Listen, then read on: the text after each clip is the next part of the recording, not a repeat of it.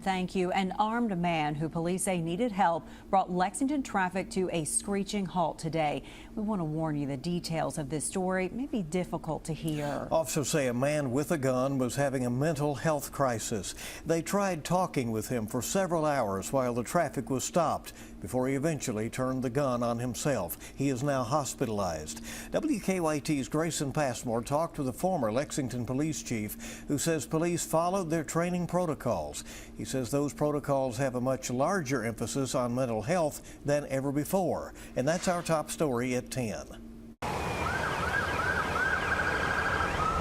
A dangerous situation led Lexington police to shut down parts of Interstate 75 for several hours Monday. This man was first seen waving a gun over his head on the Bryan Station overpass around 9:45. Police say he then fired several shots. The man eventually shot himself. He was taken to the hospital with life-threatening injuries, but no one else was hurt. Everybody comes together to work on a situation like this, and this was a massive undertaking because it actually affected traffic flow with the major arterial through our city, which means you have to coordinate with the governor's office and the Department of Transportation and all those folks. Former Lexington Police Chief Anthony Beatty served in the department for 35 years.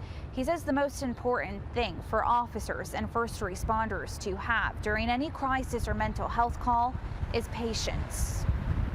And so the patience gives you the time and also gives you the ability to think through and hear what the person's dealing with and then react rather than reacting first. In situations like this, Lexington police follow a protocol. It includes crisis intervention team training, a 40-hour curriculum of best practices for intervention with people who may have a mental illness, substance abuse disorder, or a disability, which Beatty says is an improvement in the training of years past. The mental health training is critical.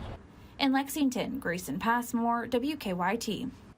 Now, if you or anyone you know is struggling, you can call 988 for the Suicide and Crisis Lifeline. And